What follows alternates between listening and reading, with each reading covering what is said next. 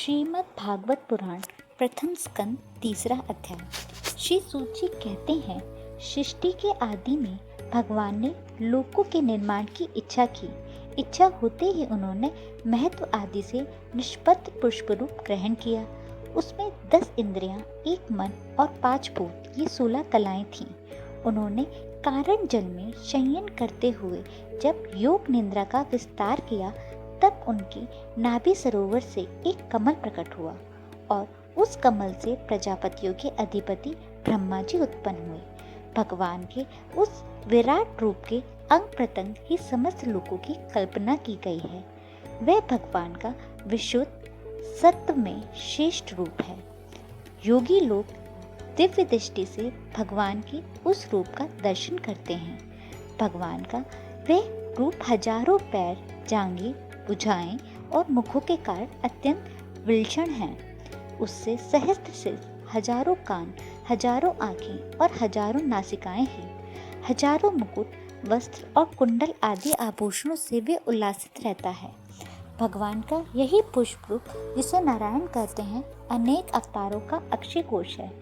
इसमें सारे अवतार प्रकट होते हैं। इस रूप के छोटे से छोटे अंश से देवता, पशु पक्षी और मनुष्य आदि योनियों की सृष्टि होती है। उन्हें प्रभु ने पहले सनक, सनंदन, सनातन और सनत कुमार, इन 4 ब्राह्मणों के रूप में अवतार ग्रहण करके अत्यंत कठिन अखंड ब्रह्मचार्य का पालन किया।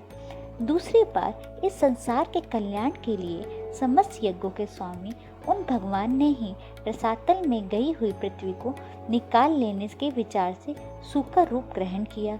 ऋषियों की सृष्टि से उन्होंने देवर्षि नारद के रूप में तीसरा अवतार ग्रहण किया और सात्वत तंत्र का उपदेश दिया। उसमें कर्मों के द्वारा किस प्रकार कर्म बंधन से मुक्ति मिलती है, इसका वर्णन है। धर्मपत्नी मूर्ति के गर्भ से उन्होंने नर नारायण के रूप में चौथा अवतार ग्रहण किया। इस अवतार में उन्होंने ऋषि बनकर मन और इंद्रियों का सर्वथा संयम करने वाले बड़ी कठिन तपस्या की। 5वें अवतार में वे सिद्धियों के स्वामी कपिल के रूप में प्रकट हुए और तत्वों का निर्माण करने वाले असंख्य शास्त्र का, जो समय से फिर से लुप्त हो गया था, असुरी नामक ब्राह्मण को उपदेश दिया। अनसुईया के वर मांगने पर 6वें अवतार में वे अत्रि की संतान दत्तात्रेय हुए। इस अवतार में उन्होंने अलर्क एवं प्रहलाद आदि को ब्रह्म ज्ञान का उपदेश दिया। 7वीं बार रुचि प्रजापति अकुति नामक पत्नी के यज्ञ के रूप में उन्होंने अवतार ग्रहण किया और अपने पुत्र याम आदि देवताओं के साथ स्वाम्यभंगु मन्वंतर की रक्षा की। राजा नाभि की पत्नी मेरु देवी के गर्भ से ऋषभ देव के रूप में भगवान ने 8वां अवतार ग्रहण किया। इस रूप में उन्होंने परमहंसों का वह मार्ग, जो सभी आश्रमियों के लिए वंदनीय है, दिखाया। ऋषियों की प्रार्थना से 9वीं बार वे राजा पृथु के रूप में अवतरण हुए। शौनकादि ऋषियों, इस अवतार में उन्होंने पृथ्वी के समस्त औषधियों का दोहन किया। इसमें यह अवतार सबके लिए बड़ा ही कल्याणकारी हुआ। चातुष मन्वंतर के अंत में जब सारी त्रिलोकी समुद्र में डूब रही थी, तब उन्होंने मस्त के रूप में 10वां अवतार ग्रहण किया और पृथ्वी को नौका पर बिठाकर अगले मन्वंतर के अधिपति विवत्सव मुनि को रक्षा की। जिस समय देवता और दैत्य समुद्र मंथन कर रहे थे, उस समय 11वां अवतार धारण करके कच्छप रूप से भगवान ने मंदराचल को अपनी पीठ पर धारण किया। 12वीं बार धनवंती के रूप में अमृत लेकर समुद्र से प्रकट हुई और 13वीं बार मोहिनी रूप धारण करके दैत्यों को मोहित करते हुए देवताओं को अमृत पिलाया। 14वीं बार उन्होंने नरसिंह रूप धारण किया और अत्यंत बलवान दैत्यराज हिरण्यकश्यप की छाती अपने नाखूनों से इस प्रकार फाड़ डाली, जैसे चटाई बनाने वाला सीक को चीर डालता है। 15वीं बार वामन रूप धारण करके भगवान दैत्यराज बलि के यज्ञ में गए। वे चाहते तो थे त्रिलोकी का राज, परंतु मांगी उन्होंने केवल 3 पग पृथ्वी। 16वें परशुराम अवतार में जब उन्होंने देखा कि राजा लोग ब्राह्मणों के द्रोही हो गए हैं, तब क्रोधित होकर उन्होंने पृथ्वी को 21 बार क्षत्रियों से शून्य कर दिया। इसके बाद 17वें अवतार में सत्यवती के गर्भ से पराशर मुनि के रूप में वे अवतरण हुए। उस समय लोगों की समझ और धारणा शक्ति कम देखकर अपने वेद रूप वृक्ष की कई शाखाएं बना दी। 18वीं बार देवताओं का कार्य संपन्न करने की इच्छा से उन्होंने राजा राम के रूप में अवतार ग्रहण किया और सेतु बंधन, रावण वध आदि वीरतापूर्ण बहुत सी लीलाएं की। 19वें और 20वें अवतार में उन्होंने यदुवंशियों में बलराम और श्री कृष्ण के नाम से प्रकट होकर पृथ्वी का भार उतारा। उसके बाद कलयुग आ जाना देखकर वे देवताओं के द्वेषी दैत्यों को मोहित करने के लिए अंजन के रूप पुत्र में अपना बुद्ध अवतार होगा। इससे भी बहुत पीछे जब कलयुग का अंत समीप आ जाएगा, राजलोक प्राय लुटेरे हो जाएंगे, तब जगत के रक्षक भगवान विष्णु यश नामक ब्राह्मण के घर कल के रूप में अवतरण होंगे। शौनकादि ऋषियों जैसे अगाध सरोवर में हजारों छोटे छोटे नाले होते हैं, वैसे ही सत्वनिधि भगवान श्री हरि के असंख्य अवतार हुआ करते हैं। ऋषि, मनु, देवता, प्रजापति, मनुपुत्र और जितने भी महान शक्तिशाली हैं, वे सब के सब भगवान के ही अंश हैं। ये सब अवतार तो भगवान के अंशा अवतार अथवा कला अवतार हैं, परंतु भगवान कृष्ण तो स्वयं भगवान अवतारी ही हैं। जब लोग दैत्यों के अत्याचार से व्याकुल हो उठते हैं, तब युग युगों में अनेक रूप धारण करके भगवान उनकी रक्षा करते हैं। भगवान के दिव्य जन्मों की ये कथा अत्यंत गोपनीय और रहस्यमय ही है।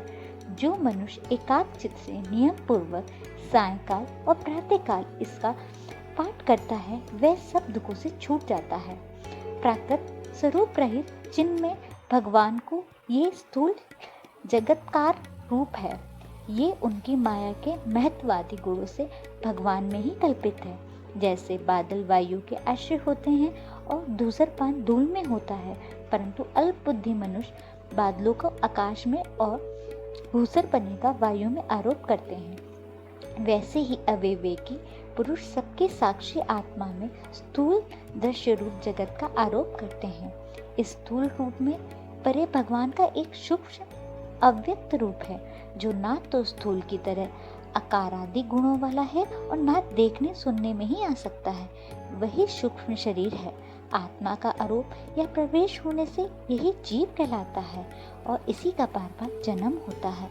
उपयुक्त सूक्ष्म और स्थूल शरीर अविद्या में ही आत्मा में आरोपित हैं। जिस अवस्था में आत्म स्वरूप ज्ञान से ये आरोप दूर हो जाता है, उसी समय ब्रह्म का साक्षात्कार होता है। तत्वज्ञानी लोग जानते हैं कि जिस समय ये बुद्ध रूप परमेश्वर की माया निवृत्त हो जाती है, उस समय जीव परमानंद में हो जाता है और अपने स्वरूप महिमा में प्रतिष्ठित होता है।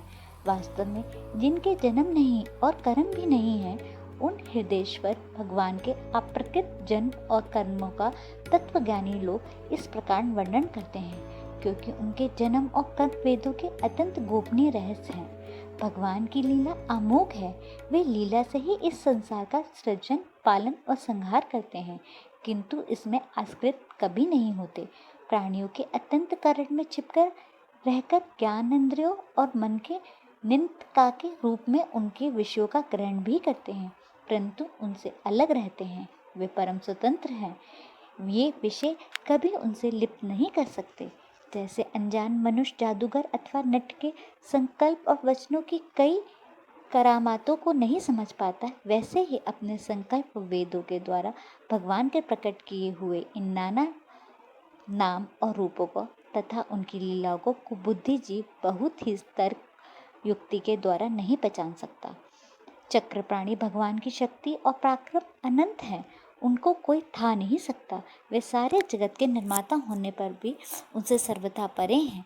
उनके स्वरूप को अथवा उनकी लीला का रहस्य वही जान सकता है जो नित्य निरंतर उनके चरणों का सेवन करता है, सेवा भाव से उनके चरणों का चिंतन करता रहता है। शौनकादि ऋषियों, आप लोग बड़े ही सौभाग्यशाली तथा धन्य हैं, जो इस जीवन में और विधि विधाओं से भरे इस संसार में समस्त लोगों के स्वामी भगवान श्री कृष्ण वह स्वात्मक आत्मभाव एवं अनिर्वचनीय अनन्य प्रेम करते हैं, जिससे फिर इस जन्म मरण संसार के भयंकर चक्र में नहीं पड़ना होता। भगवान व्यासदेव ये वेदों के समान भगवत चरित्र से परिपूर्ण भागवत नामक पुराण बनाया है।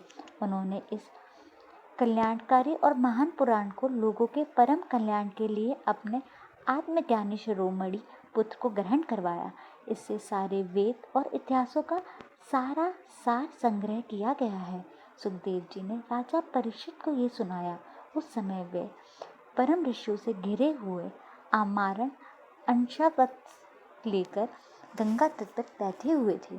भगवान श्री कृष्ण जब धर्म ज्ञान आदि के साथ अपने परम धाम को पधार गए, तब इस कलयुग में जो लोग अज्ञान रूपी अंधकार से अंधे हो रहे हैं, उनके लिए ये पुराण रूपी सूर्य इस प्रकार प्रकट हुआ है। शौनकादि ऋषियों जब महातेजस्वी श्री सुखदेव जी महाराज वहाँ इस पुराण की कथा कह रहे थे, तब मैं भी वहाँ बैठा था। वहीं मैंने उनकी कृपापूर्ण अनुमति से इसका अध्ययन किया।